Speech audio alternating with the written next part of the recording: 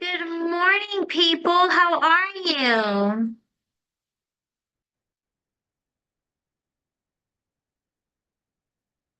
Loving my early bird.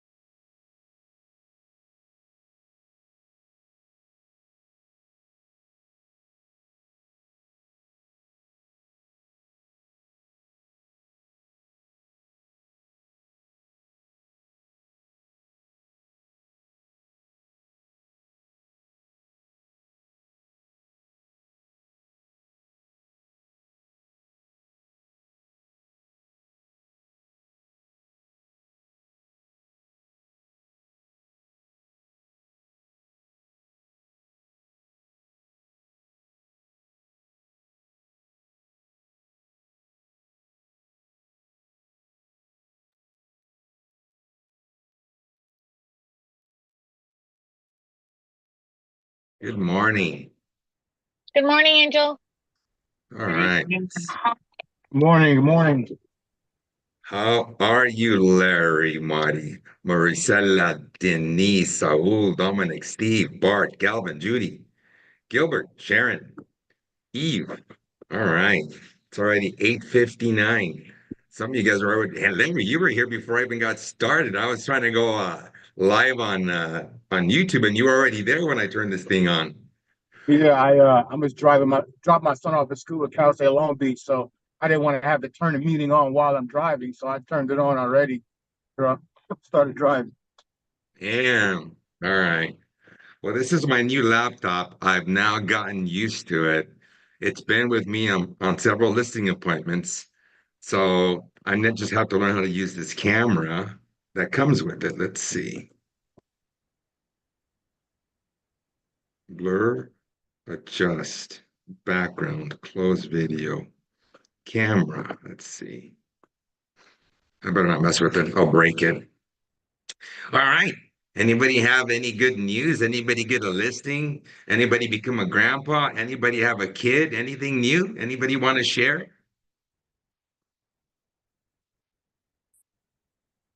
Mm. Oh, My listing just went under contract.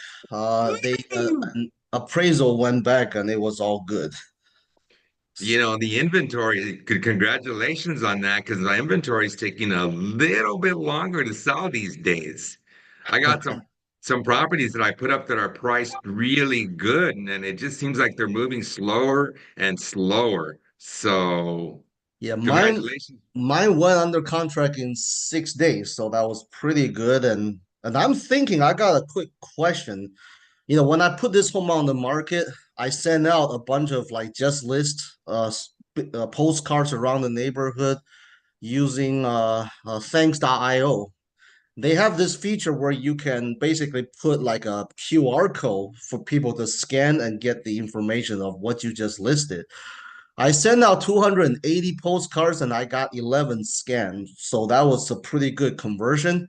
But my landing page was not converting because that was an experiment for me. So I just put a random property website for them to scam and look at. But this time I'm thinking now that after it's sold, I want to do it again with just sold, to the same group of people. What would be a good converting landing page for them to scan? Not only they get the just sold information, but also, I don't know, entice them to contact me or something. There's two, and it's the same one. Your property value has gone up. Check here.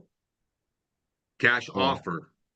I mean, at the end of the day, if they're already opened up your letter, they went to your landing page. So I'm going to ask you a question. How do you know they went to your land? When they did the QR code, it showed that they opened it. Do you have their email when they did that, or it just showed that they opened it? Thanks. I only text you when they scan your QR code with their name and address, but I don't think they provide you email unless they opt into your landing page by by giving you their email. But So nobody then did that. on the message, there's two types of landing pages you can use. Hmm. One is the one that we provide you in the profile, which there they have to input it for us to capture them. The other one is the ones that we pay for, right? And those are like $59, and that's homevalue.com, which I don't go there just yet because I'm trying to save you some money. But Boji, you're ready.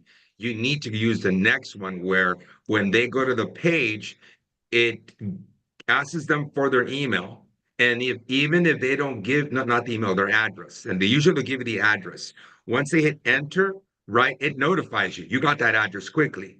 Then you ask a second question. Well, we'll ask them for their email. If they opt out, it doesn't matter. You already got their email. But if they give you their email, the next one, it'll ask for their name and their phone number. And if they opt out, it doesn't matter because you already captured the address. And those are the ones that you go to True People Search and you pull up the information. All right. So that's how that's going to work. I hope that helps you. And if not, call me after and I'll walk you through. Rudy can help you because you're already there. He uses home values for capturing. And remember, on home value, that landing page, it gives you the option. The first one is when I offer him $100 just to meet with me. And the second option is where we offer them $2,500, right? Or $1,000 signing bonus. Okay. Good morning, Rachel, my guest, my commercial queen. How you doing this morning? Good morning. I'm good. How are you guys? You know Looks what? like everybody's on fire today. Oh, we got a firewalker down there. Look at that guy with flames. Who is I that? know. That's Juan Juan. Rivera. He's on fire. Yes, super excited to be here. We got 39 people. Good audience. I like that. They're going to be trickling in. I send out a reminder for a lot of realtors. Our lives. We got to drop off kids, pick up grandkids, right? Yep. Yeah, and then Yep. hurry up and handle that business call and then jump on and take a class as quickly as we can. So, Hey, Angel, can I ask you real quick about home value leads and landing page? sure. My experience is like, I'm going to say, good grief, 95% of the people that I talk with, they all claim that they never put their information into home value leads. They all claim it. Some people are so pissed off, like they're so adamant about it. I've gone to Google. I've asked them to look at my page to see if like there's any certain IPNs that are being used multiple times. They came back and said no. I don't know what to make out of it. Honestly, can I chime in? With those yes. calls, when I get them, I just let them know, like, oh, I apologize. Someone did inquire on your property. Someone did want to know the home value. Do you know if anybody who you live with might be interested in the home value? Or Yeah, I maybe do it that. was I was like, or maybe it was a realtor who, was looking up some That's what information. it is. Yeah. Right now, everybody is scrambling, trying to figure out how to get the business. Everybody. I have a lot of calls coming in and everybody is on each other's marketing pieces, landing pages, trying to figure it out. And it happens to us over and over. Okay. But my team, including myself, we just role play that and we're going straight into just continuing asking the questions. Well, if you did sell it, well, I understand you're not going to sell it and go into the next one. Do you know anybody? And that's all we can do, Denise. It's a numbers game, okay? But I am feeling the same pain you are. That's why at this point, to keep up with all the incoming calls and the follow-up, because Denise, you don't know when you get one and you can't get a hold of them, and you finally get a hold of them and then they tell you that it wasn't me. Okay. So for that reason, that's why I went to the VAs now, and the VAs are getting one and then transferring the call to me, because my lead pileup is getting so much bigger that that was something I was going to address to everybody next week. But Denise, thank you for bringing it up. The solution, you got to make the call and just what they will see what they respond. Now I got a question for Denise, because I'm pretty sure everybody has the same question. Google said, nope, it's not them. When you talk to the client and they're pissed off, yet it's their phone number, possibly their email, and their name, right? Well, yeah, here's the thing with home value leads is like if somebody goes to the page and they don't fill it out, they have this automatic system that goes out and figures out who's the owner, the best probable phone number and email. And so I think a lot of people are just maybe clicking on the ad and then bouncing off, and then home value Let me ask leads you this filling in the question. rest. I just thought of something. Are you running the ad through home value? Or are you running the ad through your ads that we give you? Which one is it? Through home value leads.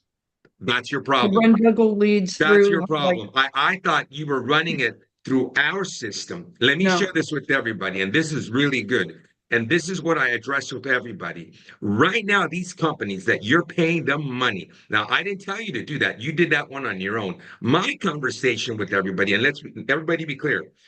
I'm having a conversation with you right now, but you're all going to register something different because you're doing something else. Here's the conversation for all of you to hear. Right now, I'm telling you this. You run your ad through the Google ad that we gave you. It's straight to the point. If you go to another company and you're paying them to run your ads, here's what you're going to get. They're going to put in there fake information. They're going to put in there remodel my home. They're going to put in there living trust. They're going to put in there buy a light. They're going to put in there buy a refrigerator. Those calls will then come to you, and it looks like you're generating leads when they're not. When I run my ads, it's either home values are up, straight to the point, or cash offer. All right. But we'll address that a little later. Let's get started, everybody, because this is a commercial class. Let me share something with you real quick. Good question, Denise. Thank you so much. All right. Here's what I'm going to show everybody. Here's what we're going to recap on today. Okay. To begin with, right now, it applies. You got to have a sales process in place. Okay. And that's what this is about. This part down here, how to build trust when you meet with the client. I'm going to scroll down to this screen here. Remember, right now, when you meet with these elderly folks, they have real estate. And this is the subject right here, commercial. That's where we're going to head. Okay. When you meet with the client, and I'll give you this as an example, and then I'm going to turn this over to Rachel so she can get started. This is a good example. I met with the client, ran their numbers. We met to go over their it's a commercial small property. We'll call it a rental for the moment. And somebody made him a cash offer. I ran the numbers on a cash offer here, what she would walk away with. And I let them know what the resale price was going to be and what the repairs were going to be here. Now, within your sheet, look, here's where I ran all her repairs for the client. See there? $70-something thousand. I was right on point. I rounded it off to 75. I ran her numbers because she wanted to sell it for cash. So I ran her numbers under this, and she realized, heck no, I'm going to lose a ton of money. This is all what I saw with her.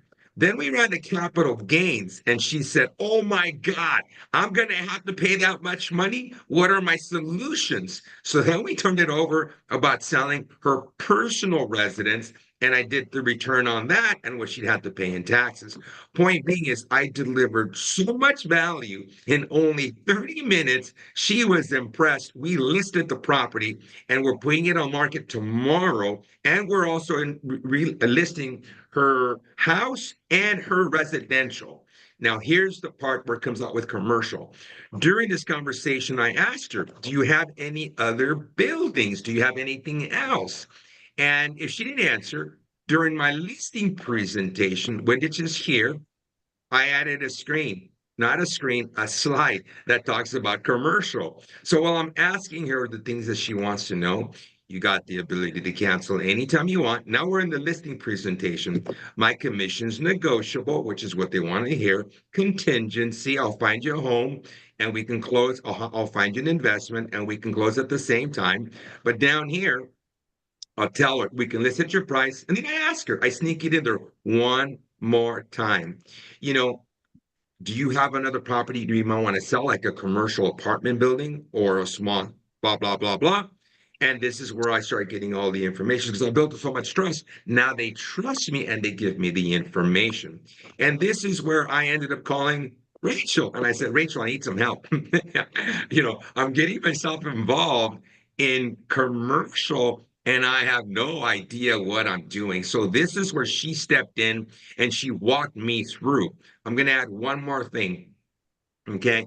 I have to create, you all have to create, you have family members, you have maybe people who own businesses who know you, but won't call you for their commercial real estate or their residential real estate. So I run social media for residential. And I sometimes put some comedy stuff in there because the comedy stuff, if I should exaggerate, gets the attention and then people watch my stuff. I called Rachel and I said, what do you think I should do? And in the conversation, we brainstormed it. So now I got a listing through commercial and my other team members in the office, I collaborate with them and I do videos with them on their commercial properties, but mine. So now when you look at my social media, you're going to see that, wow, Angel does commercial real estate. This conversation in your head, I'm going to say it one more time and listen to it carefully. You should be running social media and I can provide you those videos so you can put in your social media if you don't have it and you can make it personalized and I show you how to get it done in your platform. When you run your social media for residential, you should now consider also running it for your flips. Okay. And you should also consider running them for commercial because you now have to adapt and bring different sources of revenue to survive in this new world. With that said, I want you all to welcome Rachel because she's going to take over and she's going to present. So if you don't mind, if you come off and say, welcome, Rachel. Come on, guys. Welcome, Rachel. Welcome, Rachel. Thank you guys. Oh my gosh, I love this energy. This is incredible. It's already midday my time, 12 noon where I'm at right now. I'm bi-coastal. I'm between Florida and California. I'm back and forth.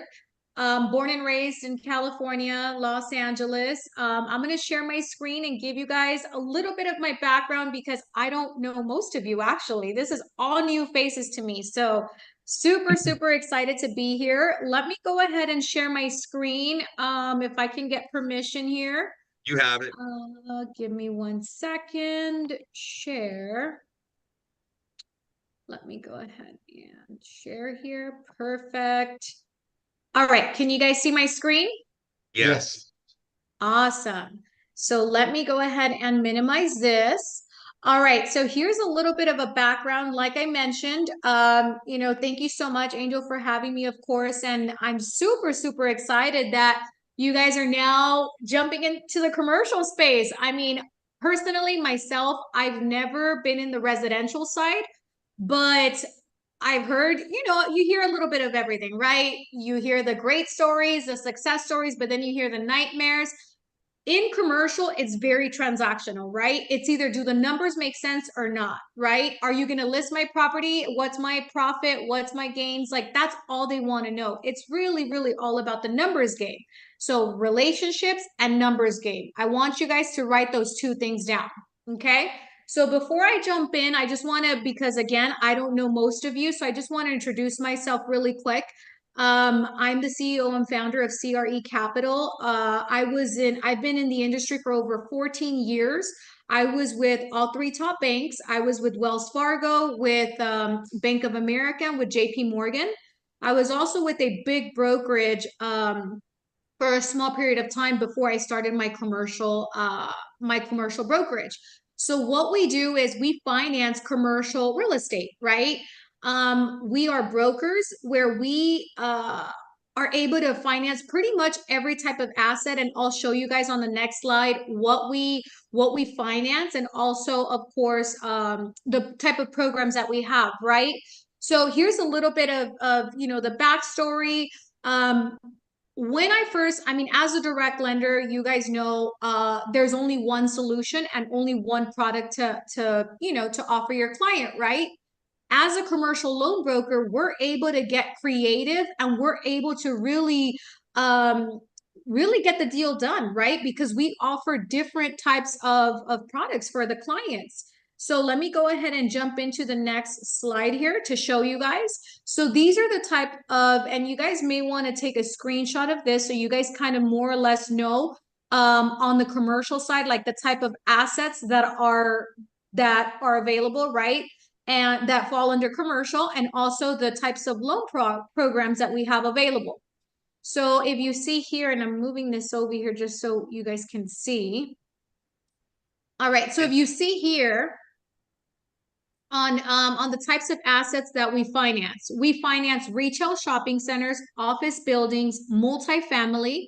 So anything that's over 4 units and above, that's what's considered commercial. And I'm sure you guys know that between 1 to 4 units is residential, and anything above the 4 units is when you tap into the commercial side.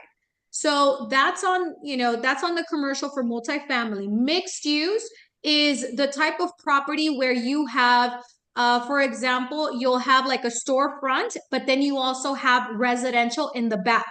That's what you consider mixed use, because you have a mix of different uses, right? The front is a storefront, and then the back is residential. It's living space for your clients, right? And then we also do industrial buildings, right? We do land development. So I know a lot of you guys, especially on the residential side, you guys get a lot of land deals. Like, hey, can you, does this fall under land? Does this fall under commercial if it's a piece of land? Well, it depends, right? What's the zoning? Where is it located? What are the plans, right? Sometimes, especially with developers, they'll go out there and they'll purchase a piece of land because they want to zone it to build, whether it's multifamily, whether it's a warehouse storage space. So what you want to know at the end of the day is the client, what their goals are, what they plan to do with it. Like you want to ask as much information as possible to really fully understand the client. And not just that, but bring value, right? And if you don't really understand what's going on or what they're trying to do, you're not going to be able to bring that much value. Okay. So special purpose properties are also assets that we finance. These type of assets are very, very crucial, meaning they can't just walk into any Bank of America or Chase and get a loan.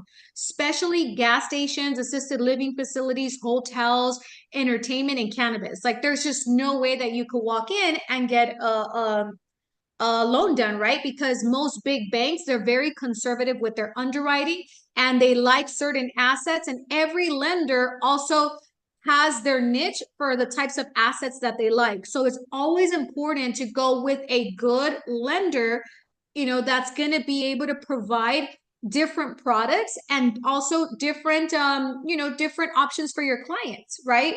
Again, this is why it's important to ask the right questions, right? How soon are you looking to close, right? What's important to you?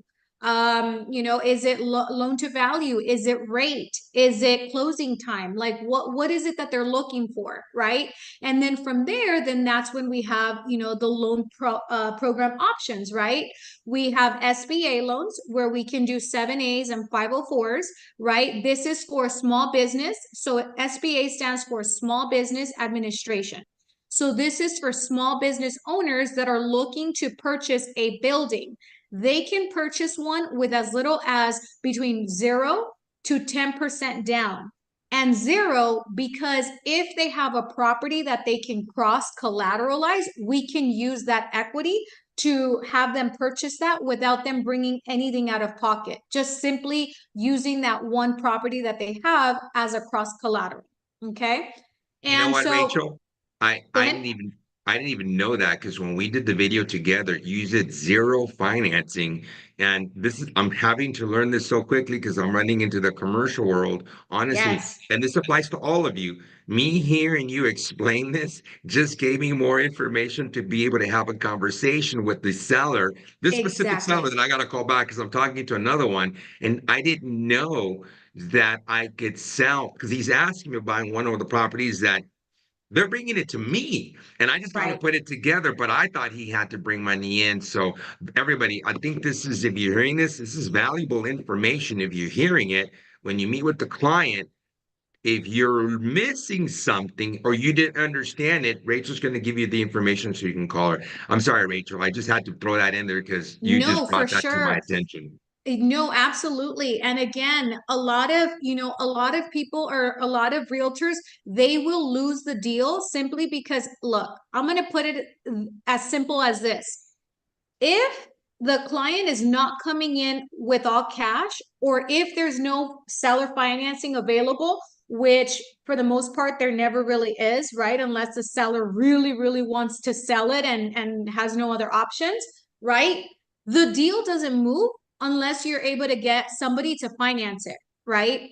And if you're just offering them one product, or if they're just walking into a chase and they get declined, they automatically get discouraged. So it's up to you guys to be the advocates, right? To be the experts in this field and say, you know what? Let me connect you with my commercial loan broker, and she can give you all the options up front, so that way you know what your options look like, right? So again, what we do is we ask them, what are you looking for? Max loan to value? Okay, great. Then we can go with the SBA loan, right? We can go with the 504, or we can go with the 7A. 7A loans are typically used to purchase a business, right? 504 loans are typically used to purchase the real estate, right? And with either one of these products, you can come in with as little as 0 to 10% down.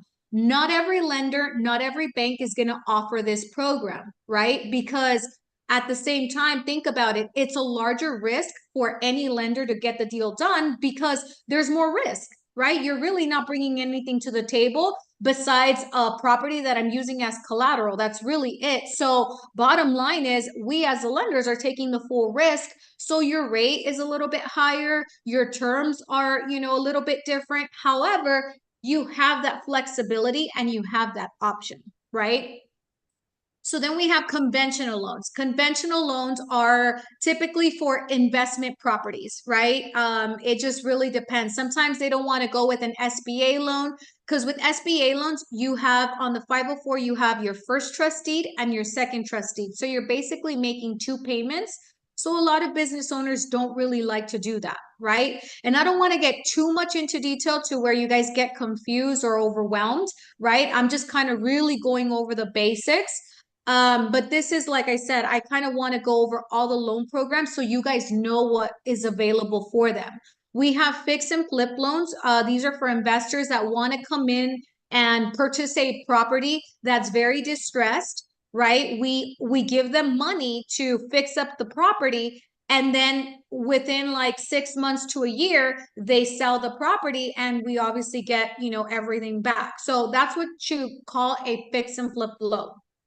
Then we have a bridge loan. Bridge loan, think of it kind of like what I tell everybody, think of it as like a band-aid, right? You're literally just putting a band-aid on your cut. So it's a temporary loan. So let's say, for example, you have a client that's looking to purchase a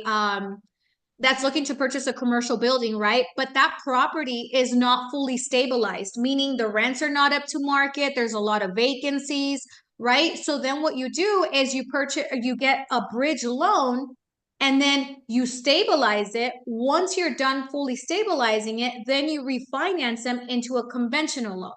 Okay. Hard money loans, very similar, very high interest rate, and it's just for a short period of time.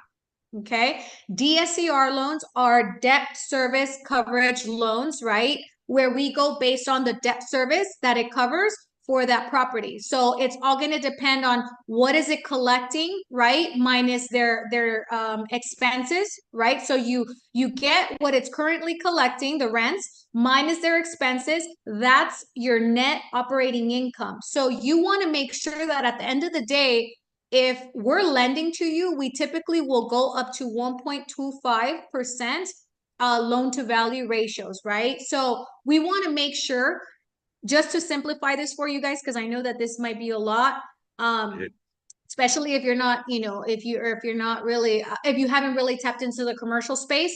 What a lender wants to know is that whatever it's collecting on that property, is it enough for the loan that is it enough to cover for the loan that I'm giving you, right? Every single month, is that covering, right? Because if it's not, then that means that you have to come in with more out of pocket.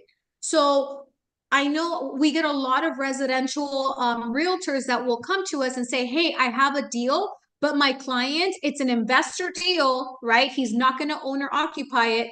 It's an investor deal, but he only has 20% to put down. Can you make the loan happen? Well, I'm not sure, right? What is it debt servicing? How much are they collecting in rents, right? So then from there is when you start getting creative. Okay, well, if it's not really debt servicing, let's see why. And then you start looking at the rent roll. Okay, these rents are below market. So maybe if we put them on a bridge loan, right? So they can stabilize it. Once we get the rents up to market, then we'll be able to refinance it into a construction loan where it's already, all fully stabilized and the rents are all up to market. Okay. And then we have the agency loans. Agency loans, think of them similar to like an FHA loan, but for multifamily. So they're backed by Freddie and Fannie loans, right? And so they are able to get better. We're able to get you better pricing. However, this is for investors that are somewhat already seasoned. They don't have to be fully seasoned, but they have to at least have 2 to 3 properties under their belt where we know, more or less, okay, they know what they're doing, right? So that's for agency loans. So you will get the best terms, the best rates. However, like I said, you just want to make sure that your borrower is somewhat seasoned. Okay. And then you have your investment loans, which is for investment properties. Again, this could be, retail shopping centers, right? This could be, if it's mixed use, it's considered an investment, right? Unless they're owner occupying, more than 51%, then that's when, it's considered, obviously we can go as an SBA loan. So again, it's a matter of asking the right questions, really understanding your client, what they're looking for, and then of course presenting all the options that are available for them, because a lot of them don't know this. A lot of them think that they could just go to a bank and they just have one product to choose from, but that's not the case. And for us, because we've been in the business for such a really long time, we get wholesale pricing with a lot of these banks. So you can easily walk into a Chase, and if I were to do it, I get better pricing because they give me wholesale pricing because I bring so much business. So again, that's the importance of working with a loan broker versus a direct lender. And on top of that, like I said, I continue to repeat myself, direct lenders will only have 1 to 2 products available versus a commercial loan broker has all these products that you see available and are able to get creative with the financing. Rachel, so I'm going to pause there really quick. Yeah, go ahead. Rachel, right now, the average client that I think the majority of your audience here has today is they're homeowners that have a commercial 12, 14 units.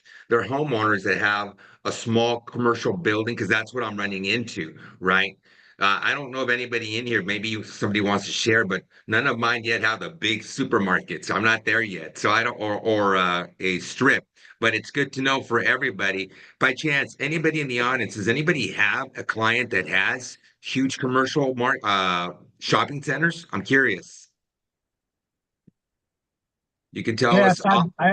I do. I'm sorry. I have a client, actually a relative as well, who has 2 shopping centers, one in 2 different states. I'd have to get the states, but they have restaurants on the South Pacific. All right. Well, Rachel can help on all those. She's cross country, so there you go. Okay. Exactly. I was curious. Sorry, Rachel. I just had to ask. No, Go no, ahead. no, absolutely, of course. And if anybody else has any questions regarding this, I am happy to help. Like I said, this is just kind of like an introduction to commercial and the financing side of things and what is available out there to you guys, right? Because a lot of you guys don't know that you guys have this available, right? A lot of you think like, oh, I have this deal. They tried to go to a bank, but they couldn't get a loan. So I guess the deal's not going to work. But that's not the case. They have so many different options. You just have to have the right people and the right resources that really know what they're doing, right? That have been, in the industry for a while now. So let me go ahead and jump into the next slide because this is going to be the value here for you guys. Hello. How to prospect commercial. Somebody has a I'm sorry, question. did somebody have a question? Yeah, Michael. The cross collateral property, must it have equity on it or it doesn't matter? They have to have equity, correct. It has to have equity in order for us to use it as a cross collateral. How much equity? What percentage? It depends. Honestly, every property is going to be different.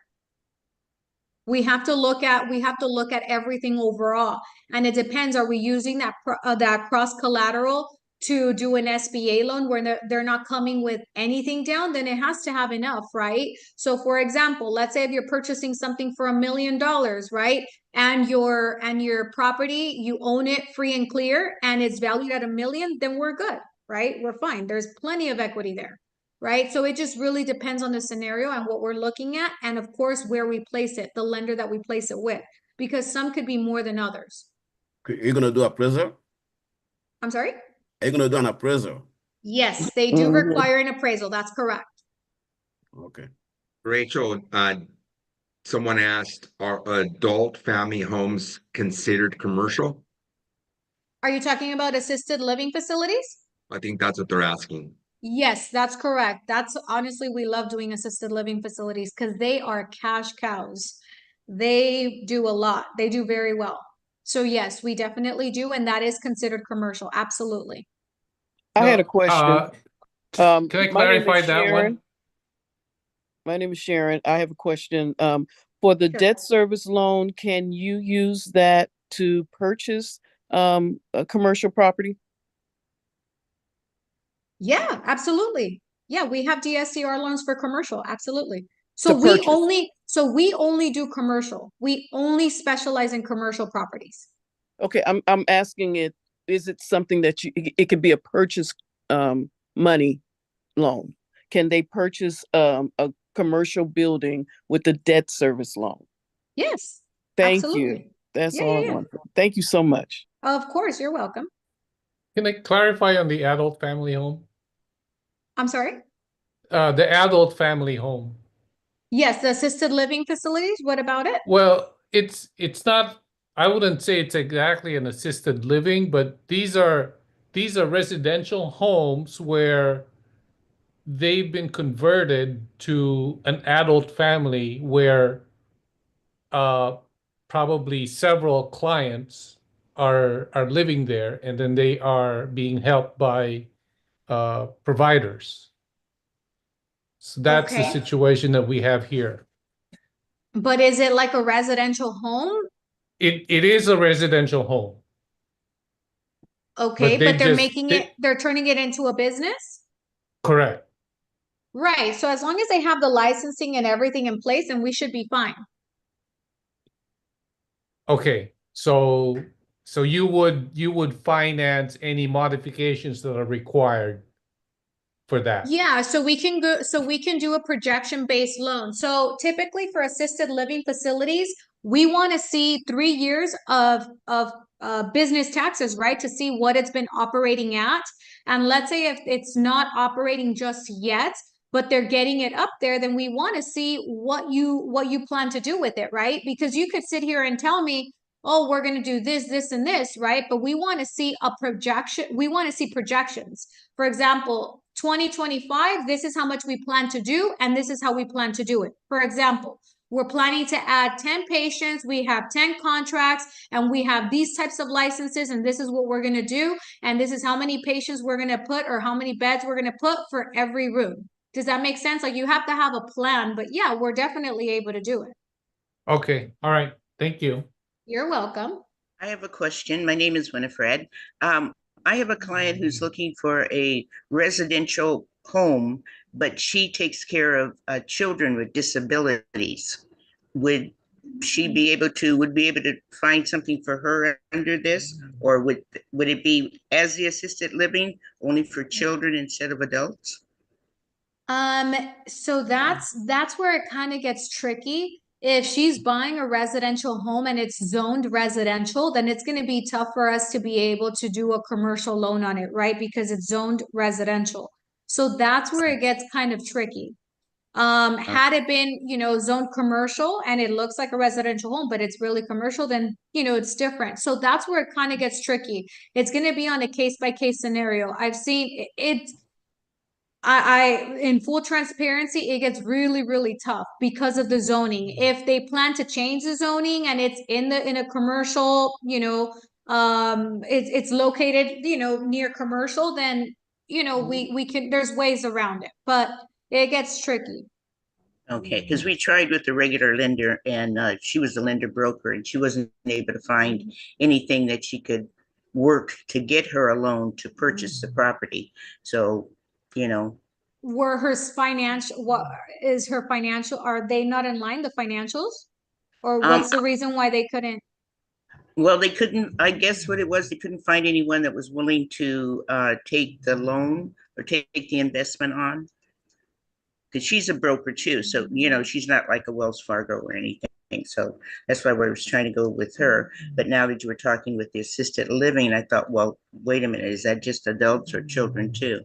But I understand. Because I've done, yeah, because I have financed daycares. I closed one last year in December, but it was zoned commercial. So, you know, and the daycare was already up and running. So not only did they sell the property, but they also sold the business along with the property. If it's something like that, then we can obviously work around it and make it happen. But if it's literally just a residential property and she's trying to make a business out of it, then that's when it gets challenging. Okay. So, but if we could find a place that's near a commercial area or located. Or that's commercial, like a daycare or something like that, where she's able to run the actual business and hang the license. Ah, okay. And then she could convert it. Okay. All right. Thank you. All right. I'll talk Of course. to her. Okay. Yeah, absolutely. All right. Let me go ahead and jump into the next subject because I have a few more slides left. So this is where we talk about how to prospect commercial. So this is very important, guys, because like I mentioned, now that you guys, I'm sure most of you guys are on the residential side and you, I'm sure, want to start adding commercial to your platform, right? So it's very important that you understand commercial and really how to prospect it. The first one is knowing your market, right? Focusing on specific industries or, you know, business types, right? I think that's the easiest way to do it is finding what works for you, right? Some people, they might start targeting multifamily and then they become experts at multifamily and they're like, okay, great, I like this. Now I'm going to go to the next, you know, type of industry, right? So it's just really on what works for you, right? The next one is build a referral relationship. Connect with professionals like real estate agents, right? Other real estate agents, letting them know like, hey, I'm now doing commercial, and, you know, just really introducing yourself, right? And just really letting people know that you're doing commercial now and adding it to your platform. Accountants are really good referral sources. They send a lot of business. Lenders, right? Lenders like whether it's residential or commercial, but they also send, you know, referrals because a lot of them, for example, they'll come to me and I pretty much pre-approve them, but they don't necessarily have a property, right? I just have their financials and I know what they're able to qualify for, but they haven't discovered the property. So you always want to make sure that you build relationship with solid lenders. not just for that, not just for them to send you referrals, but for you to also have somebody solid on your end, right? Attorneys, especially real estate attorneys, are really, really good. And they'll be able to also refer clients over to you. Research opportunities, right? Stay up to date on the market trends, economic conditions, things like that. Make sure you're just up to date on everything, right? Use commercial real estate as a business tool to identify prospecting, right? I like to use, like, for example, LoopNet. I like to use different resources to identify properties, right? You see what's on the market, and then you reach out to your clients like, hey, this is what's on the market, and this is what's currently out there. And that kind of like, steers you the right way, right? You kind of start putting it out there to your client on as to what's out there, right? Attend networking events. This is a good one. This was a very, very important one when I first started, right? In my career, so to speak. I did a lot of networking, a lot. And this is probably why Angel said the commercial queen. Like, you think of commercial, you think of Rachel. Like, everybody knows me as like Rachel, the person that does, commercial finance. Like, that is just how I branded myself, right? You want to make sure that you're really building a name for yourself and that you're really going out there and really having these conversations, right? And a lot of you will not have these conversations because you don't feel comfortable. But once you start feeling comfortable and having more of these conversations, it'll become second nature to you. So it's just really going out there to the industries and just really talking to clients, talking to partners. Go to different types of events. Don't just go to real estate events. Go to investor events. Go to there's assisted living events for those that are into assisted living.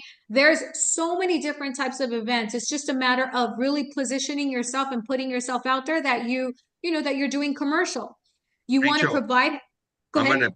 I'm gonna pitch something. So previously, everybody, when we were getting into the commercial area, you're gonna find a lot of arrogance. Okay. So we were dealing with when we were trying to get into ask questions with commercial brokerages, right?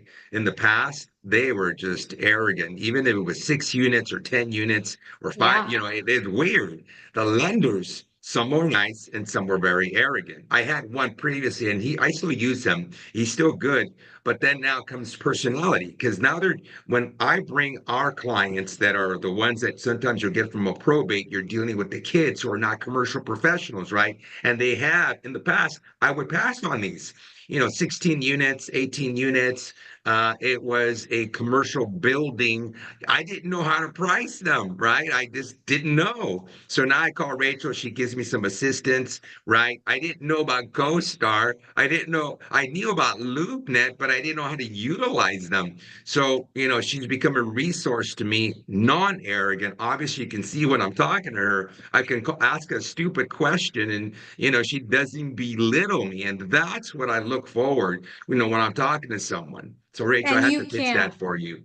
Thank you. Yeah, you honestly, for me, I feel like, and everybody tells me the same thing, like, oh, like I'm human, right? I'm just like you guys. And I put myself in your shoes. Like, if somebody were to ask me a residential question, I would feel dumb, right? I would totally feel dumb. And I don't even, sometimes I will ask dumb questions on residential and they just laugh. And it's like, you don't know what you don't know, right? So it's a matter of asking questions to the right people, right? Because you do find a lot of people, especially in the commercial space, that are very arrogant, that are not very friendly, or that are not willing to share information because they feel like they don't want more people in this space, right?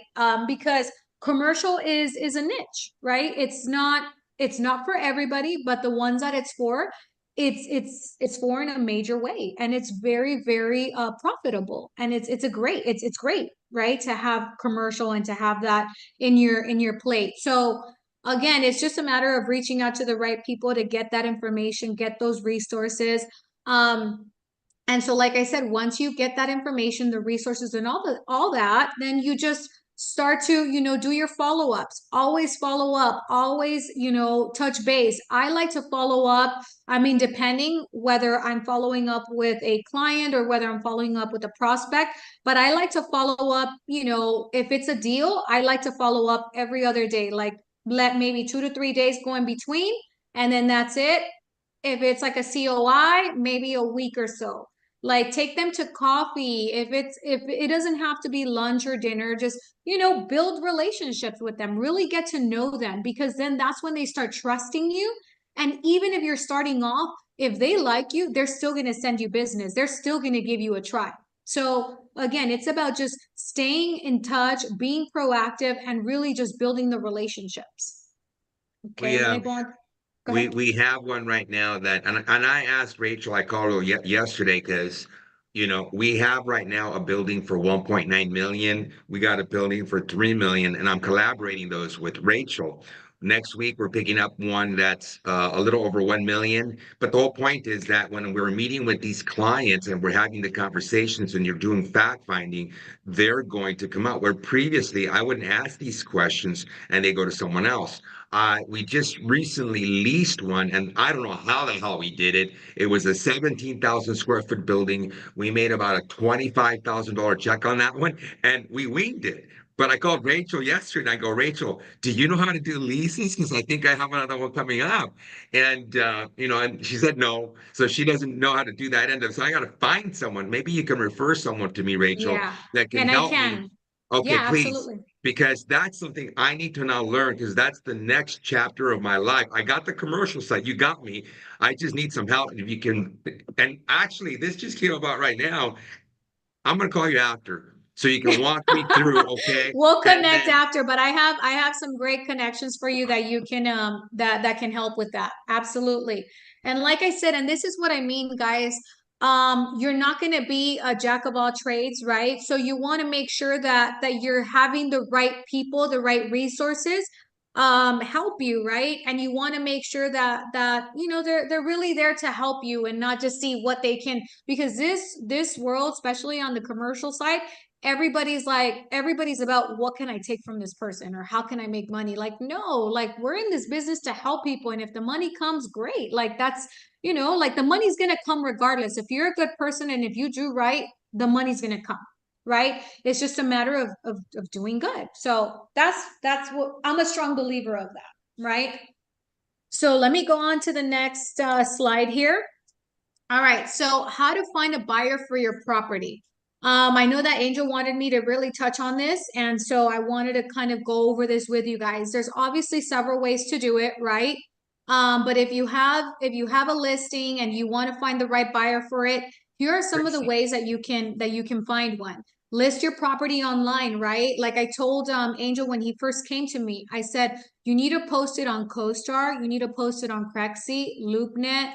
RealPro is a good tool to be able to find, you know, clients and to also, you know, find properties. RealPro is a little bit of everything. I like RealPro. If you guys want to check it out, it's not many people know about it, but I personally like it because it gives you you're able to find leads through it. You're able to filter through, you know, the state, the city, the industry, whatever you'd like, and it provides you the client's contact, phone number, email, all that good stuff. And for the most part, they're pretty accurate. So I like it. Personal favorite. Also, of course, you want to include high quality photos and details of your listing, right? To make sure that it looks presentable. I mean, you guys have been seeing Angel's footage. He's like over here, you know, the guru on social media. Like he really makes sure that his stuff looks good, on point. He's like, Rachel, please don't wear the same outfit again. Thank you. and so But everybody it's knows this important. because It's very I didn't important. I didn't realize we posted the first one, right? And that video did so well. We got so many calls that I didn't want to bother her for the second one because it was the week after. So we used the same one. And shit, we ran into another one. And this is how fast it's moving. And it applies to residential, everybody. I'm telling you to run their social media on your videos that I'm giving you. And I don't see a lot of you doing them. Now I'm doing it for the commercial and it's proving that it works. So I told her, Rachel, don't wear the same outfit because they're going to think it's the same video that I'm using over and over. So sorry, Rach. I didn't mean to Yeah, insult you in no, any no, way. it's okay. And I mean, mind you, I don't mind. I mean, I know this is, again, this is the importance of really you know, having your be detailed, right? Like, think about yourself. Like, if I were to see a video, like if I'm seeing videos repetitively, like, you want to see different stuff, different content, right? So just keep that in mind. Like, flip the switch and just say, like, how would I want to see stuff if I was, you know, if it was the other way around? Would I be attracted to this video? What needs to be different, right? So again, sharing your listing on platforms like Facebook, Instagram, LinkedIn, you know, you can send it to friends, family, although we know that they're not the greatest, you know, they don't really buy from you.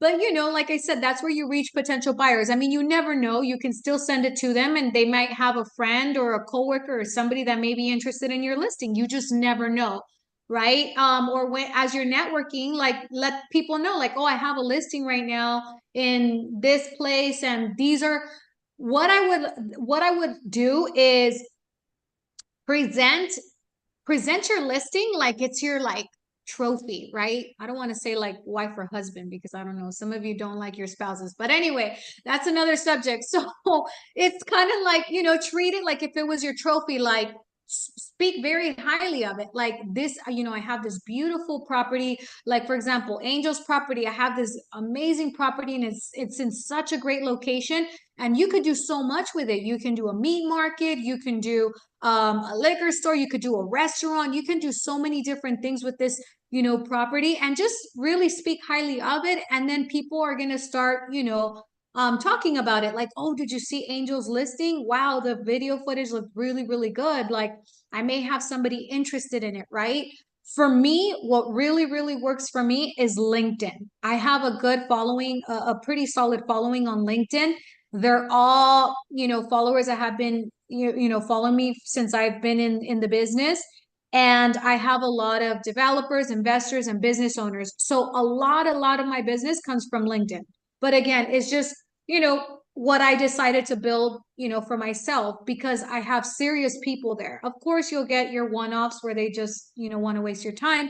But for the most part, a lot of the people that I get through LinkedIn are very, very solid. So that's where you can get buyers as well. And again, just make sure you're showcasing it, right? Consider joining local real estate groups. I mean, I'm sure you guys are already doing this, right? The chambers, all of that stuff, to make sure that you're really putting it out there and and promoting your property. Reach out to real estate investors, right? Contact the local ones. You can find them on social media, through events, through, I mean, different ways, right? You could look for, you know, you could look for companies and really just present yourself at their property, and just, you know, let them know, like, hey, I have this listing, you know, if you're interested. Or if the key, guys, the key word is, if you're interested, or if you know anybody that's interested, then that's when they start thinking, like, wait, maybe I do, or maybe so and so said they were looking for a property. So anyway, something to keep in mind, right? And then market to targeted buyers, right? Identify potential buyers in your area and or the industry, right? And reach out to them directly. You can do emails, campaigns, cold calls, mailers. I mean, I know you guys are already doing a lot of that stuff, whether it's the cold calls or the campaigns. You know, get leads, get solid leads. There's so many different ways for you guys to get solid leads on commercial, right? And again, it doesn't even have to be to prospect, you know, to have them as a buyer, but just also to present to them your property, what you have, I'm, right? Direct mailers also. Go ahead. I'm just going to add a little bit for everybody. Just be very careful when you enter the commercial world, because if you take a client, let's say you have a client, you've listed his 15 units, and it was a client of yours that during the fact finding, they were like all happy with you, they trust you, and they choose you as a realtor. Now you go show that property to your particular client and you're doing a walkthrough. Be careful with those other brokers, the big ones. They will tend to get your client's information and they start to mail them Okay, we have one client that owns more, and we're always selling him pieces of property. He's one of our commercial clients. He's a whale. He owns lots of buildings, and that's what he does. He buys real estate. And the good thing about him is he only speaks Spanish. So all these other groups of these guys, when we go see the properties, they always try to take him from us. But he's so loyal, he stays with us. Point being is that when you go out there, be very careful. You know, they will attack your client and without your permission start trying to pull them, because on this side of the world, on commercial, there are no rules. They can literally have a listing cancel with you if you don't have the right contract, because these commercial guys, they have these contracts that they won't let you out. You're locked in with them forever, and we're residential. We don't have those type of contracts. And then as far as their commission world, it works like ours does. They would never post what commissions are getting paid out. You'd have to call them and ask them, as our world has now become. So they've already been in the world where they don't post commissions. And I'm telling you this because if you have a client and you have to do a 1031 exchange, that's a whole different conversation. Right now, I'm just trying to get you to get the listing. And I called Rachel and I said, Rachel, where do I put this? Right? I got CoStar. It's like $500 a month. If you need help, let me know. I can help you with that. You know, we probably use my account if you get one. Then from there, you put it in LoopNet, and you didn't tell him this, and you probably were. LoopNet right now costs me for 3 months $220 a month, or I got to pay $150 per month for 12 months. And once I sell the property and I get a second one, I can replace it with that one. But unfortunately, that's the dilemma that you'll run into if you walk into this world of commercial. Just kind of want to pre-warn you, all right? And if you don't want to handle it, call me. I'll go with you. I'll go with you and I'll do it. You know, Rachel, I'm going to add one more. The reason this community was created is I'm trying to help our members. We network. They give me ideas, is so they can go out and to get more listings. Really, what I get out of this is this. Betty just sent me a deal, right? Is when you guys come across opportunities, they send them to me, and then I try to fix those or, you know, flip them or wholesale them. That's how this community was born. So, Rachel, the information you're giving to everybody, this is really good for us residential realtors trying to break into the commercial world. So, thank you, Rachel. Keep going. Sorry. I get Of course, excited. no worries. I'm pretty much reaching. I reached the end of the the PowerPoint presentation. Like I mentioned, just a few things that I want to just finish adding. You guys bring value. And how do you bring value? You bring value by being a resource for everybody, for your COIs, for your clients, for everybody. Like really be that resource, be that person to add that value. And guess what? People are going to start coming to you, right? You know, ask Angel, you know, like I said, my information, my contact information is here. You guys are happy. I'm happy to help you guys in a scenario, or to see if there's even a scenario, right? Because sometimes, you know, clients could like butter you up, so to speak, and then at the end it's like they weren't even real or they weren't even solid. So you want to make sure that you're also, you know, aware of that, right? Because you want to make sure that you're having solid people, that you're having solid, you know, people reaching out to you. Because sometimes I get that, and the first thing that I ask is, let me see your proof of liquidity, right? That's like number one, because if they don't really have liquidity, then they can't really buy, right? Unless, again, they're getting an SBA loan and trying to cross, but that's a whole nother, you know, story. But if they can't show me proof of liquidity, or if they tell me, oh, well, it's not there yet, blah, blah, blah, but I plan to get it, it's not going to work. They're just wasting your time. Move on, right? And that's what I love about commercial, that you're able to really vet it out very quick. Like for me, within 5 minutes, I can tell you like whether it's going to be a good solid one or whether it's not. Like, okay, this is going to work, this is not going to work. Like, you want to make sure that it's, you know, that it's solid. Like, I can tell you like right away, like, okay, this client is just wasting my time. It's about the questions that you ask, how you ask them, what you say. Like, there's just so much that you guys want to ask.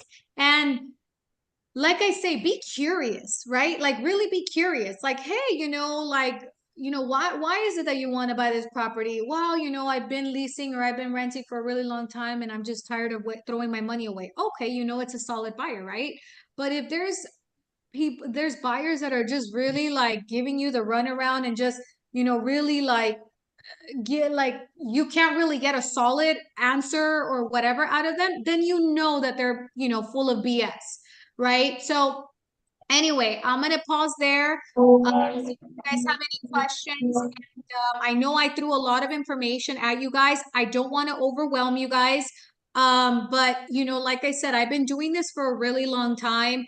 I've been a commercial lender for really, really long time. Like I said, I was a direct lender for a while. And then as I became a broker, so many people would reach out to me and come to me like, hey, can you help me with this scenario? Can you help me finance this?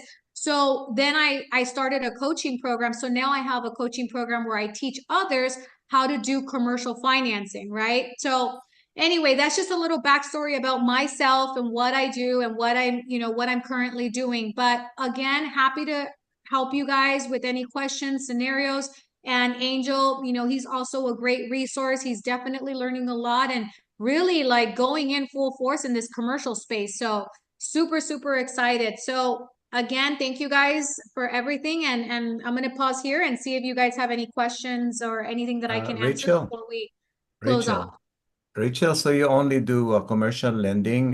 Do you do sales as well or not? Of course. What do you mean sales? Like, commercial transactions. Oh, commercial transactions. I don't really do them. I mean, obviously I'm licensed to do it. I do it when my client wants me to represent them. So yeah, I will do it, here and there, but I love the financing aspect of it. Like that's my bread and butter. And that's what I love to teach because as you guys know, without the financing, the deal doesn't move. Right. So that's just what I personally, love to do and what I prefer to do. Thank you. Can you give me the sharing ability? I'm sorry. You're still sharing the screen and give it back Let to me me. stop sharing. All right, there we go. All right. I just have a quick question, or maybe just a thought on the prospecting. Like we know, like in the commercial, right? Like you can only depreciate for what 27 years, right? So what if we prospect people that have owned their properties for 25 years? Would that be a good lead source? Or I'm just thinking out loud, like, trying to find more listings by talking to someone who's on their 25th or 26 years of ownership, knowing that you can't do depreciations anymore after that. And maybe you want to sell. Would that be a good idea? I don't know. What do you think? I mean, of course. It just depends what you want to target and how you want to target. There's so many different ways to prospect, right? And that could be a good one. You can, reach a lot of them you can reach out to, for example, title companies, right? Title companies can give you a list of companies that are that their loan is maturing, right? And you can reach out to them like, hey, your loan is about to reach maturity. Are you planning to sell, or are you looking to maybe pull some equity to buy another property, right? That's where you come in as an expert, right? To help them. So again, it's really how you want to position it, but there's so many different options. I had a question on that. I'm sorry. I had a question on that on the maturity. Is it because commercial is commercial and not residential? Is that title companies can find out when a loan is maturing, and because they don't have the protections of residential? Is that what it is? I can't speak on the residential side because I have no idea how residential works. But I can tell you. Go ahead. I'm sorry. No, but I can tell you that on the commercial side, I mean, from the commercial side, obviously they reach maturity, right?